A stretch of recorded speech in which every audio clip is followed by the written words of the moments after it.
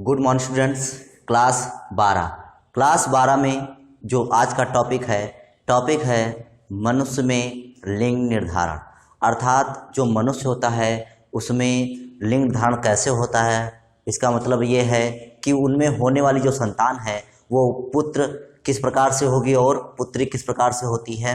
तो टॉपिक शुरू करने से पहले अगर आप हमारे चैनल पर नए हैं तो चैनल को सब्सक्राइब कर लें, बेल आइकन को दबाएं ताकि आपको वीडियो की नोटिफिकेशन मिल सके। तो चलिए शुरू करते हैं। मनुष्य में लिंग निर्धारण। तो थोड़ा सा पहले इसको पढ़ लेते हैं क्या लिखा हुआ है, क्योंकि ऐसे लिखा हुआ है लेकिन समझ में नहीं आएगा। हम इसको बताएंगे दूसरे तरीके से, लेकिन लिखना तो जरूरी है। लिखना इंपॉर्टेंट होता है, क्योंकि जब तक हम कॉपी में लिखेंगे नहीं तब तक हमें नंबर कैसे मिलेंगे। तो लिखने के लिए ये है, बाकी हम आपको समझाएंगे भी कैसे क्या होता है। तो पढ़ लेते हैं एक बार इसको। वैज्ञानिक मैकलंग, जो वैज्ञानिक थे एक, उनका नाम था मैकलंग। 1902 में, ठीक, 1902 में क्या हुआ, मैकलंग के लिंग निर्धारण गुणसूत्र सिद्धांत के अनुसार, अर्थात लिंग निर्धारण गुणसूत्र सिद्धांत किसने दिया था? मैकलंग ने दिया था। क्या बताया उन्होंने कि लिंग निर्धारण गुणसूत्रों पर निर्भर करता है। मैकलंग ने क्या बताया अपने सिद्धांत में कि जो लिंग निर्धारण होता है वो गुणसूत्रों पर निर्भर करता है, ठीक, जो मेंडल के वंशागत के नियमों के आधार पर होता है। मतलब जो भी लिंग गुणसूत्रों का जो निर्धारण होता है वो किसके अनुसार होता है? मेंडल के वंशागत के नियमों के आधार पर होता है। मनुष्य में 46 गुणसूत्र होते हैं। हम लोगों को पता है मनुष्य में कितने होते हैं, 46 गुणसूत्र कहें या 23 जोड़ी कहें, बात समझ गए। चाहे 23 जोड़ी कहें चाहे 46 कहें, बात एक ही है। तो मनुष्य में 46 गुणसूत्र होते हैं। इनमें से पुरुष में 22 जोड़ी गुणसूत्र समजात, जो पुरुष होता है उसमें 22 जोड़ी गुणसूत्र समजात अर्थात ऑटोसोम्स होते हैं। कैसे होते हैं? ऑटोसोम्स होते हैं। और 23वीं जोड़ी गुणसूत्र जो होती है वो असमजात अर्थात हेटेरोसोम्स होती है, अर्थात XY होती है, ठीक, जो लिंग गुणसूत्र कहलाती है। अर्थात जो 23वीं जोड़ी होगी वो लिंग गुणसूत्र कहलाएगी। और जो 22 जोड़ी गुणसूत्र होते हैं वो कायिक गुणसूत्र कहलाते हैं। उनसे पूरे शरीर का निर्माण होता है, तो ये कायिक गुणसूत्र कहलाते हैं। और जो 23वीं जोड़ी होती है ये लिंग गुणसूत्र कहलाती है। जो लिंग गुणसूत्र कहलाती है, इसके विपरीत स्त्रियों में 23वीं जोड़ी समजात XX ही होती है। मतलब जो पुरुष होंगे और जो स्त्रियां होंगी उसमें 22 जोड़ी जो गुणसूत्र होंगे वो दोनों में समान होंगे। जो पुरुष होगा उसमें जो 23वीं जोड़ी होगी वो असमान होगी, जबकि जो स्त्रियां हैं उनमें 23वीं जोड़ी कैसी होगी? समान होगी। जैसे स्त्रियों में 22 जोड़ी गुणसूत्र हैं वैसे ही 23वीं जोड़ी का गुणसूत्र भी होगा, जबकि पुरुष में क्या होगा? 23वीं जोड़ी का गुणसूत्र अलग होगा, ठीक। आगे क्या है? स्त्रियों में 23वीं जोड़ी गुणसूत्र जो होगा XX तथा पुरुषों में 23वीं जोड़ी गुणसूत्र XY लिंग गुणसूत्र को प्रदर्शित करता है। नर लक्षणों का विकास Y गुणसूत्रों के कारण होता है। अगर आपसे पूछा जाए कि मनुष्य में नर लक्षणों का विकास किस गुणसूत्र के कारण होता है, तो Y गुणसूत्र के कारण होता है, ध्यान रखना, ठीक। आगे क्या कहता है? नर लक्षणों का विकास Y गुणसूत्र के कारण होता है। पुरुष विषम युग्मकी अर्थात XY होता है। पुरुष विषम युग्मकी मतलब XY। विषम क्यों? क्योंकि यहाँ पर X और Y दोनों अलग अलग हैं, इसलिए विषम। अगर यहाँ पर X होता तो कैसे हो जाते? समयुग्मकी हो जाते। अतः शुक्र जन्म होता, देखिए पुरुष में कैसे 23वीं जोड़ी कैसी है? X और Y है। तो इसमें जो शुक्र जन्म होगा पुरुष में, तो 2 प्रकार के शुक्राणु बनेंगे। कैसा? 50% शुक्राणु X गुणसूत्र के और 50% जो लिंग गुणसूत्र बनेंगे वो कैसे बनेंगे शुक्राणु? वो Y लिंग गुणसूत्र वाले बनते हैं। जबकि स्त्रियां समयुग्मकी की, क्योंकि उसमें 23 जोड़ी तो गुणसूत्र XX ही होते हैं। तो स्त्रियों में जो अंड जन्म द्वारा जो अंडाणु बनेगा वो एक ही प्रकार का बनेगा, 100% वही XX ही बनेगा, ठीक। तो यदि अंडाणु जो स्त्रियां होंगी जिनमें से X लिंग गुणसूत्र होता है, मतलब जो भी अंडाणु बनेंगे अंडजन द्वारा उसमें क्या होगा? X लिंग गुणसूत्र ही होगा। आगे, यदि अंडाणु से पुरुष का X लिंग गुणसूत्र निषेचन करता है तो बनने वाली संतान, जो अंडाणु पता है आपको कैसे होंगे? अंडाणु तो XX ही होंगे। जो पुरुष का X लिंग गुणसूत्र होगा, जब अंडाणु से निषेचन करेगा तो अंडाणु का X और पुरुष का X दोनों के X लिंग गुणसूत्र आपस में मिल जाएंगे, तो बनने वाली जो 23वीं जोड़ी होगी वो क्या हो जाएगी? XX लिंग गुणसूत्र की हो जाएगी, अर्थात होने वाली संतान कैसी होगी? पुत्री होगी। इसके विपरीत यदि जो पुरुष होगा इसका Y गुणसूत्र जो वाई गुणसूत्र वाला जो शुक्राणु होगा स्त्री के एक्स अंडाणु के साथ मिलेगा तो बनने वाली जो निषेचन करता है तो बनने वाली संतान एक्स वाई अर्थात पुत्र होगा। अर्थात जो मनुष्य है, मनुष्य में जो वाई लिंग गुणसूत्र होता है वो लिंग निर्धारण का कार्य करता है। इतने समझने के लिए आपको एक चीज समझना पड़ेगा, आपको हम ऐसे समझाते हैं। जैसे मनुष्य है, ठीक, मनुष्य में दो चीजें, एक पुरुष होता है और दूसरा स्त्री, ठीक। तो पुरुष और स्त्री होते हैं। पुरुष और स्त्री में दोनों में कितने गुणसूत्र पाए जाते हैं? टोटल 46, अर्थात कहें 23 जोड़ी, 23 जोड़ी गुणसूत्र पाए जाते हैं पुरुष और स्त्री में, ठीक। अब पुरुष और स्त्री में 23 जोड़ी गुणसूत्र पाए जाते हैं, लेकिन जो 23 जोड़ी गुणसूत्र जो होते हैं, अब जो 23 जोड़ी गुणसूत्र दोनों में कैसे हैं? 23 जोड़ी गुणसूत्र हैं। अब 23 जोड़ी गुणसूत्र में देखिए, जो पुरुष होगा, पुरुष में दो प्रकार के गुणसूत्र होते हैं, 22 जोड़ी प्लस, ऐसे करके बता दें आपको, दो प्रकार के। देखिए 22 जोड़ी और ये कैसा है? ये 23वीं जोड़ी है।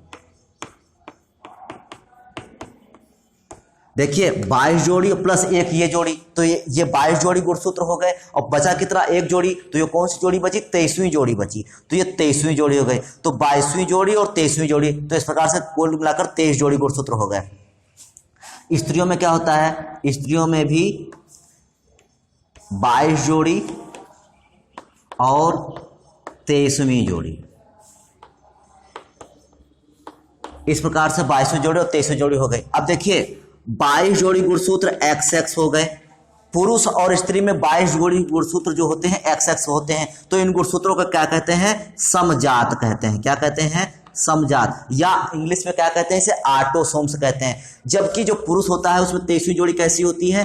XY होती है, ठीक। तो ये कैसे होते हैं भाई? देखिए यहां पर XX है तो दोनों समान है, इसीलिए इसको समजात कहा गया। यहां पर दोनों एक X है और दूसरा Y है, तो ये कैसे हो गए? ये तो विषमजात हो गए, क्योंकि ये दोनों तो अलग अलग हैं, तो विषमजात हो गए, ये हेट्रोसोम्स हो गए। तो देखिए अब 22 जोड़ी गुणसूत्र पुरुष में XX अर्थात समान है तो समजात गुणसूत्र, 23वीं जोड़ी XX मतलब विषमजात है, तो ये विषमजात हो गई। अब जो बची स्त्रियां, तो स्त्रियों में 22 जोड़ी कैसे होगा? समजात। लेकिन जो 23वीं जोड़ी होती है वो भी कैसी होती है? XX होती है। तो अब बताओ स्त्रियों में टोटल गुणसूत्र जो होंगे 23 जोड़ी, वो कैसे हो जाएंगे? तो टोटल कैसे हो जाएंगे? वो तो पूरे के पूरे 23 जोड़ी गुणसूत्र XX ही होंगे। टोटल जो गुणसूत्र होंगे कैसे हो जाएंगे? XX ही होंगे, ठीक। तो जो 23वीं जोड़ी कहलाती है, जो 23वीं जोड़ी कहलाती है, ये 23वीं जोड़ी क्या कहलाती है? ये लिंग गुणसूत्र कहलाते हैं। क्या कहलाते हैं? इनको क्या कहते हैं? लिंग गुणसूत्र, लिंग गुणसूत्र कहते हैं इनको। इनको क्या कहते हैं? लिंग गुणसूत्र। ये भी कैसे होते हैं? लिंग गुणसूत्र होते हैं, ठीक। तो इस प्रकार से आपने देखा कि पुरुष और स्त्री में टोटल 23 जोड़ी गुणसूत्र होते हैं। पुरुष जो होगा उसमें दो प्रकार के गुणसूत्र पाए जाते हैं, एक समजात XX होंगे, ये 22 जोड़ी होते हैं। जो बची एक जोड़ी, कौन सी जोड़ी बची? 23वीं जोड़ी जो बची, तो 23वीं जोड़ी कैसी हो जाएगी? पुरुष में XY हो जाएगी, अर्थात विषमजात होगी। तो इसको क्या कहते हैं? लिंग गुणसूत्र कहते हैं। फिर इस प्रकार से स्त्री में क्या होगा? 22 जोड़ी गुणसूत्र XX होते हैं, जबकि 23वीं जोड़ी भी कैसी होती है? XX ही होती है। तो टोटल स्त्री में जो 23 जोड़ी गुणसूत्र होते हैं, अर्थात जो 46 गुणसूत्र होते हैं, वो XX अर्थात समजात ही होते हैं। और जो 23वीं जोड़ी होती है वो XX होती है, और इसको लिंग गुणसूत्र बोलते हैं। तो ये कायिक गुणसूत्र हो गए 22 जोड़ी, और जो दोनों बचे ये 23वीं जोड़ी वाले, ये हो गए लिंग गुणसूत्र। अब देखिए होता क्या है इसमें। देखिए अब जो पुरुष है, पुरुष में दो प्रकार के हैं, तो पुरुष में 50%, 50% क्या बनेगा? 50% जो शुक्राणु बनेंगे वो X लिंग गुणसूत्र वाले बनेंगे, और जो 50% बनेंगे वो कैसे बनेंगे? वो Y लिंग गुणसूत्र वाले बनेंगे। 50% कैसे बनेंगे? Y लिंग गुणसूत्र वाले बनेंगे।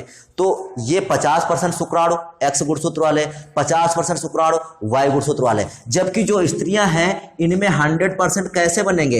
ये तो XX ही बनेंगे। दोनों जब XX है तो 100% कैसे बन जाएंगे? अंडाणु जो बनेंगे वो XX के ही बनेंगे। अब क्या हुआ? अब आगे देखते हैं। देखिए जो शुक्राणु है, एक मान लेते हैं पुरुष का एक्स शुक्राणु है, पुरुष का एक्स शुक्राणु अगर स्त्री के एक्स अंडाणु के साथ मिलेगा, पुरुष का एक्स शुक्राणु स्त्री के एक्स अंडाणु के साथ मिलेगा, तो जब निषेचन होगा तो बनने वाली संतान एक्स एक्स होगी, और एक्स एक्स किसका होता है? स्त्री का होता है, तो बनने वाली संतान पुत्री हो जाएगी। ठीक, इस प्रकार से अगर कोई भी वाई गुणसूत्र, वाई लिंग गुणसूत्र अगर स्त्री के एक्स के साथ मिल जाए तो बनने वाली संतान एक्स वाई अर्थात पुत्र होगा। जो लिंग गुणसूत्र होगा वो कैसा होगा? पुत्र होगा, तो बनने वाले संतान पुत्र होगी। तो इस प्रकार से आपने देखा, यही हमने लिखा भी दिया है इसमें। ठीक, तो यही लिखा हुआ है कि वैज्ञानिक मैकलन के लिंग धारण सिद्धांत के अनुसार लिंग धारण गुणसूत्रों पर निर्भर करता है। हम आप देख ही रहे हैं कि जो लिंग गुणसूत्र है यही जो है लिंग धारण का काम कर रहे हैं। मनुष्य में 46 गुणसूत्र होते हैं अर्थात 23 जोड़ी गुणसूत्र होते हैं, जिनमें पुरुष में 22 जोड़ी समजात गुणसूत्र होते हैं, 23वीं जोड़ी असमजात मतलब विषमजात होती है। देखिए असमान कहें या विषमजात कहें, बात एक ही है। ये लिखा हुआ है जो लिंग गुणसूत्र कहलाती है। क्या कहलाती है? लिंग गुणसूत्र कहलाती है। इसके विपरीत स्त्रियों में 23वीं जोड़ी समजात एक्स एक्स होती है, अर्थात स्त्रियों में 23वीं जोड़ी गुणसूत्र एक्स एक्स, और पुरुषों में स्त्रियों में 23वीं जोड़ी गुणसूत्र कैसी? एक्स एक्स, और पुरुषों में 23वीं जोड़ी गुणसूत्र कौन सी है? एक्स वाई है, जो लिंग गुणसूत्र कहलाती हैं। देखिए हो गया इसी से। अब आगे क्या कह रहा है? नर लक्षणों का विकास वाई गुणसूत्र के कारण होता है। तो जो वाई गुणसूत्र होता है उससे नर लक्षणों का विकास होता है। ठीक, अब पुरुष विषम युग्मकी, पुरुष कैसा होता है? विषम युग्मकी या विषम जात होता है।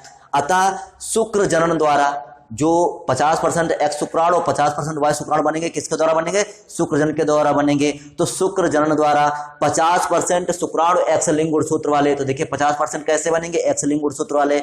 50% कैसे बनेंगे? वाई लिंग गुणसूत्र वाले बनेंगे। जबकि स्त्रियां समजात होती हैं क्योंकि इनमें तो अंडाणु एक्स एक्स गुणसूत्र एक्स एक्स ही होते हैं, तो जो स्त्रियां होंगी जो उसमें अंड जनन के द्वारा जो अंडाणु बनेंगे वो एक्स एक्स के ही होंगे, क्योंकि गुणसूत्र कैसे हैं? दोनों के समान हैं। ठीक, तो वही लिखा हुआ है यहाँ पर। अब क्या लिखा हुआ है? यदि अंडाणु से, जैसे मान लेते हैं ये दोनों अंडाणु 50-50%, यदि अंडाणु से पुरुष का एक्स गुणसूत्र निषेचन करता है तो बनने वाली संतान एक्स एक्स गुणसूत्र की अर्थात पुत्री होगी। यदि इसके विपरीत यदि पुरुष का वाई गुणसूत्र, इसके विपरीत पुरुष का वाई गुणसूत्र स्त्री के एक्स अंडाणु के साथ निषेचन करता है तो बनने वाली संतान एक्स वाई अर्थात पुत्र होगी। इस प्रकार से मनुष्य में जो लिंग धारण का काम करता है वो वाई गुणसूत्र ही करता है। अगर आपको इतना पता है तो आप पॉइंट टू पॉइंट लिखते जाएंगे। जैसे मनुष्य है, मनुष्य में गुणसूत्र हैं, कितने गुणसूत्र हैं? 23 जोड़ी हैं। ठीक, 23 जोड़ी गुणसूत्र। ठीक, पूरा का पूरा आप इससे लिख सकते हैं, पॉइंट टू पॉइंट इससे लिख सकते हैं। ठीक, 23 जोड़ी गुणसूत्र होते हैं, तो 23 जोड़ी गुणसूत्र में 22 जोड़ी गुणसूत्र पुरुष के समान होते हैं और स्त्री और 23वीं जोड़ी जो होती है एक्स वाई अर्थात विषमजात होती है, जबकि स्त्री में 22 जोड़ी और 23वीं जोड़ी गुणसूत्र दोनों समान होते हैं। ठीक, जो 23वीं जोड़ी गुणसूत्र कहलाती है वो क्या कहलाती है? विषमजात होती है और लिंग गुणसूत्र कहलाती है, जबकि स्त्रियों में जो 23वीं जोड़ी होती है वो लिंग गुणसूत्र कहलाती है। ठीक, फिर क्या हुआ कि जो 23वीं जोड़ी है गुणसूत्र लिंग गुणसूत्र, उसमें शुक्र जन द्वारा 50% शुक्राणु एक्स लिंग गुणसूत्र के, 50% शुक्राणु वाई लिंग गुणसूत्र के बनते हैं, जबकि स्त्री में अंड जन द्वारा 100% जो है अंडाणु एक्स गुणसूत्र के ही बनते हैं। यदि पुरुष का शुक्राणु एक्स गुणसूत्र वाला शुक्राणु स्त्री के एक्स अंडाणु के साथ क्रिया करता है तो निषेचन जब क्रिया करता है तो बनने वाली संतान एक्स एक्स अर्थात पुत्री होगी। यदि पुरुष का 50% जो है 50% जो शुक्राणु है वाई गुणसूत्र वाला है और वाई गुणसूत्र वाला जो शुक्राणु है वो स्त्री के अगर एक्स अंडाणु के साथ क्रिया करता है तो बनने वाली संतान एक्स वाई अर्थात पुत्र होगा। तो इस प्रकार से मानव में लिंग धारण हो जाता है। अब हम आपको इसमें से जो है पुन्नेट के चौकोर खाने की विधि से बता दें, तो आप इसको नोट करिए। आप अगर इसको समझ गए तो समझ लीजिए आपको समझ में आ गया। ठीक, तो आगे देखते हैं। आगे आपको बताते हैं पुन्नेट के चौकोर खाने की विधि से बता दें। ये आपको जो हमने समझाया ये लिखना नहीं है, जो आपको समझाया ये लिखना नहीं, जो इसके बाद लिखाएंगे तो उसमें होगा। देखिए जो पुरुष होगा, ठीक, और स्त्री, पुरुष में जो 23वीं जोड़ी कौन सी होती है, एक्स वाई। स्त्री में 23वीं जोड़ी कौन सी होती है, एक्स एक्स। ये क्या है, जीन्स है। ठीक, अब फिर क्या बनेगा, युग्मक बनेगा। आप लोगों को पता है कि शुक्रजनन द्वारा 50% एक्स लिंग गुणसूत्र वाले शुक्राणु बनेंगे और 50% वाई लिंग गुणसूत्र वाले शुक्राणु बनेंगे, जबकि स्त्री में 100% जो अंडाणु बनेंगे अंडजन द्वारा वो एक्स गुणसूत्र के ही होंगे। अब इसका हम पुनेट के चौकोर खाने विधि से क्रॉस करा देते हैं। ठीक, तो ये हो गया एक्स, ये हो गया वाई, ये हो गया एक्स। लेकिन हमको यहाँ पर पता है कि मेल के गुणसूत्र कौन है और फीमेल के गुणसूत्र कौन है, तो हम इसको मेल कहेंगे और मानेंगे नहीं, क्योंकि हमें पहले से पता है कि मेल और फीमेल क्या है। तो इसको हम क्या कहेंगे, फीमेल कहेंगे। तो ये फीमेल के गुणसूत्र हैं और ये मेल के हैं। तो देखिए, मेल का, पुरुष का अगर एक्स गुणसूत्र स्त्री के एक्स अंडाणु के साथ मिलता है तो बनने वाली संतान एक्स एक्स अर्थात पुत्री होगी। पुरुष का एक्स गुणसूत्र अगर स्त्री के साथ एक्स के अंडाणु के साथ मिलता है तो बनने वाली संतान पुत्री होगी। अगर पुरुष का वाई गुणसूत्र वाला शुक्राणु स्त्री के एक्स अंडाणु के साथ मिलता है तो बनने वाली संतान एक्स वाई अर्थात पुत्र होगा। इसी प्रकार से यहाँ पर भी एक्स वाई मिलेंगे तो बनने वाली संतान क्या हो जाएगी, पुत्र होगा। तो इस प्रकार से जो लिंग धारण का कार्य करता है वो वाई गुणसूत्र ही करता है। तो ये इम्पोर्टेंट था, आप इसको लिखेंगे, समझेंगे और जो मैंने आपको समझाया था उससे आप समझ जाएंगे तो ये पूरा लिख जाएगा। अगर आप इसको याद करेंगे तो याद नहीं रख पाएंगे, क्योंकि ये एक पूरी सिस्टमैटिक प्रोसेस है और सिस्टमैटिक प्रोसेस को आप सेम टू सेम याद नहीं कर सकते। जैसा कि मैंने समझाया है, अगर आप उसको वैसा लिखेंगे, उसको करने के बाद आप उसको समझेंगे और लिखेंगे, तभी आपको आ पाएगा। तो आज के लिए बस इतना ही, कल फिर मिलेंगे एक नेक्स्ट टॉपिक के साथ। तब तक के लिए धन्यवाद।